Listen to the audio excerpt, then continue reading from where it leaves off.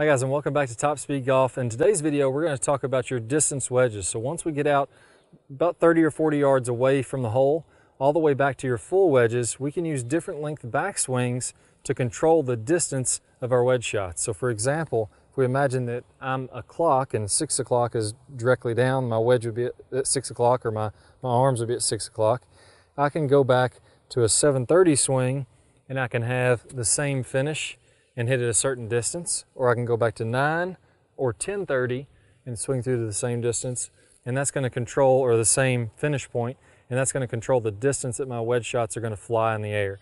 So I want to walk you through exactly how you're going to do this. We're going to use a very similar setup to what we were doing with a pitch shot.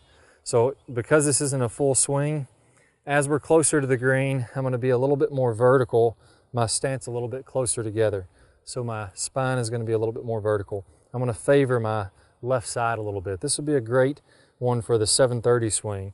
Now I find this one to be the most difficult. If we're only going back to 7:30, I don't have a lot of room as I'm going back to get a rhythm or to get a flow.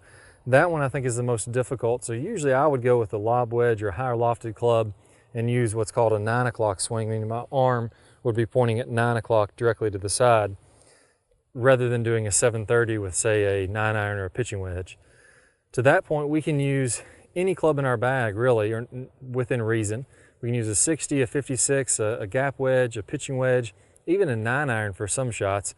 But I usually try to pick out one club that's my favorite and hone in on these exact distances with this. So we've got a little bit narrower stance for our shorter shots.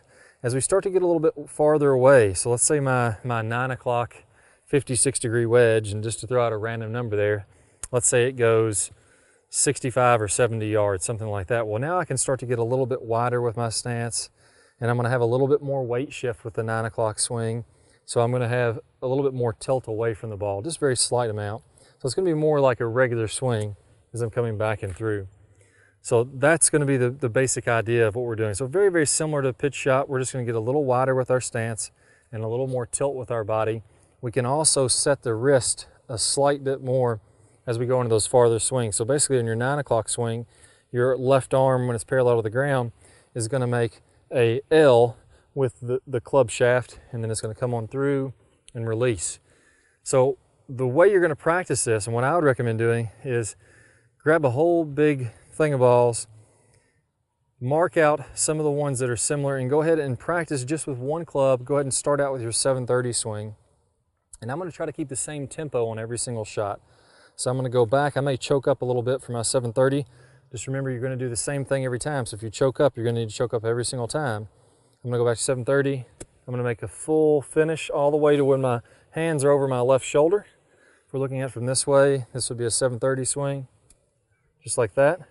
I'm going to finish in the exact same spot every time, and I'm going to keep that same rhythm every time. Dave Peltz was the original kind of creator of the clock swing, the guy that popularized the clock swing. I think he had a really good idea of how to keep that good rhythm. So when I'm making a swing, I'm thinking swoosh, whoosh as I'm going back and through. So almost 2 beats back, 1 beat coming on through. And I've got to keep that rhythm and that tempo very, very consistent. If I vary my tempos, I can hit at all kinds of different distances. So for example, I could have a real quick tempo 7:30 swing and probably hit this 90 yards. I could have a, maybe not really that far, probably 50 or 60 yards. I could have a very slow tempo 7:30 swing and hit half that distance. So I've got to get my distance the same. I've got to get my rhythm the same. That's the real key to it. And the second piece on there is that as I finish over my shoulder, I've got to have the exact same finish position with every single shot. I usually recommend to finish over your shoulder, club parallel to the ground, in a nice relaxed position there. That's going to be my finishing point for each of the 3 swings. So go ahead and get out, big bucket of balls, grab one wedge, your favorite wedge. I like to use a 56, and I'm going to hit about 10 7:30 swings in a row, getting that rhythm, getting that timing. And then I'm going to go to the 9 o'clock swing. So usually for me, what I use to judge my 9 o'clock is as I'm going back, I'm going to wait. I can see my hand in my peripheral vision here, and I'm going to feel like I stop a little short of 9 o'clock. And then when I watch it on camera, I'm going to see that I'm actually right at 9 o'clock. And then I'm going to swing on through to that good full finish. Same tempo as with the shorter swings. I'm going to hit about 10 balls doing that. And then I'm going to go to the 10:30 meaning my left arm is about 1030. The club stops about right here, and I'm going to swing all the way on through there. And I'm going to get that tempo and that rhythm and that same finish position there. And then I'm going to go out and measure kind of where's the middle distance between all these balls that I hit. So where did my 730 balls, where did they land? I'm going to measure it to the exact, use a rangefinder or a laser, measure it to exactly where you're hitting from and find that distance that you're at. And you may find, you know, I'm not going to give you any distances because it's going to be a little different for everybody, but you're going to find that exact precise distance. You're going to find that exact distance for your 9 o'clock swings. You're going to find that exact distance for your 10 o'clock swings. And you're going to go ahead and take a piece of tape or just write those down somewhere. You can even write them on the shaft of your club. I've seen people do that. That's recommended before, and that works really well.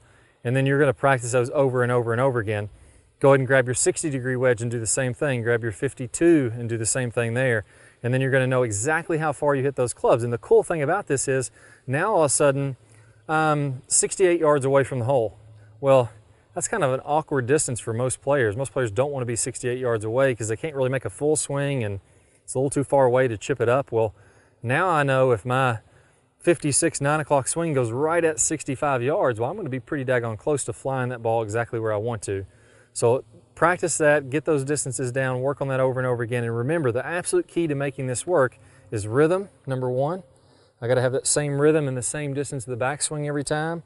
Got to have that rhythm, that swoosh, whoosh. And I got to have the same finish position every time. If I'm varying my rhythm and I'm varying my finish position, it's not really going to do me a lot of good. I'm not going to be really consistent doing this. Well, I used to actually practice a lot in high school. This is one of my favorite things to do. I had a strip mowed down the back of my yard where I took the lawnmower. My parents probably hated this because I mowed it down to like half-inch turf in the back of the yard because we lived on a farm. And I would set buckets or towels along this, and I would try to set them at those distances that I knew. And maybe I knew my 56 degree went right at 65 yards. I'd set a bucket 65 yards away, and I would go ahead and do my 9 o'clock swing, and I would try to fly it right into the bucket. And I'd get to where I could tell for sure if I was going to be a couple yards short or a couple yards long, just because it gets so ingrained when you get the rhythm and the finish the same every time. So it's a lot of fun. It's a great way to make a lot of birdies. You're going to have a lot of these pitch shots into short par fours and par fives where you're going to be wedging it up, making birdies. That's really going to help your guys score. So go through these drills, focus on getting all this right, getting your timing right. Check it on camera to make sure the length of the backswing looks like what you actually think it feels like. And then just work and work and work, and you guys are really going to score well. Good luck to you guys. I'll see y'all soon.